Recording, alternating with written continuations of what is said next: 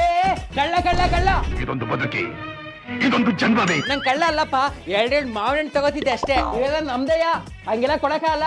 ನಿಮ್ದಾಗ್ಬಿಟ್ರೆ ಏನಂತೆ ಇಷ್ಟೊಂದೆಲ್ಲ ನೀವು ತಿಂತೀರಾ, ಮಾರ್ತೀರಾ ತಾನೆ? ಮಾವಿನ ಹಣ್ಣ ತಗೊಂಡು ಇನ್ನೇನ್ ಮಾಡಕ್ಕಾಗುತ್ತೆ, ಮಾರ್ಕೆಟಲ್ಲಿ ತಗೊಂಡೋಗಿ ಮಾರ್ತಾರೆ. ಅದ್ ಬಿಟ್ರೆ ಇನ್ನೇನ್ ಮಾಡ್ಬೋದು ಅಂತನಾ ಸಾರ್? ಅದನ್ನ ನೀವು ಪೌಡರ್ ಮಾಡಿ ಸೇಲ್ ಮಾಡ್ಬೋದು ಸರ್. ಏನ್ ಇದನ್ನ ಪೌಡರ್ ಮಾಡೋದ? ಹೆಂಗೆ? ನಿಮ್ ಹತ್ರ ಈಗ ಆಲ್ರೆಡಿ ಮಾವಿನ ಹಣ್ಣು ಇದೆ, ಸರಿ ಇಂಡಿಯಾ ಮಾಡ್ಕೋಬಿಟ್ಟು batch type semi automatic dehydrate machine ತಗೊಳ್ಳಿ, ಅದು ನಿಮ್ಗೆ 32,000 ರೂಪಾಯಿ ಸಿಗುತ್ತೆ. ಆಮೇಲೆ ನಿಮ್ ಮಾವಿನ ಹಣ್ಣು ಅದಕ್ಕೆ ಹಾಕ್ಬಿಟ್ಟು ಮ್ಯಾಂಗೋ ಪೌಡರ್ ರೆಡಿ ಮಾಡಿ ನೀವು 1 kg ಮ್ಯಾಂಗೋ ಪೌಡರ್ನ 1,000 ರೂಪಾಯಿಗೆ ಸೇಲ್ ಮಾಡ್ಬೋದು.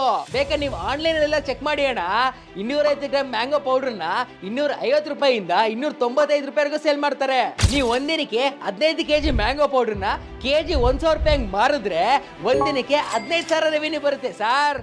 ಇಷ್ಟೆಲ್ಲ ಹೇಳಿದ್ಕೆ ಎಷ್ಟು ಮಾವಿನ ಹಣ್ಣು ಬೇಕಾದ್ರೆ ತಗೋಬೋದಲ್ಲ? ಅವಾಗಲೇ ಎಷ್ಟು ಹೇಳಿದೆ ನೀನು, 2 ಬೇಕು ಅಂತ ತಾನೆ, 2 ಅಷ್ಟೇ ತಗೋ.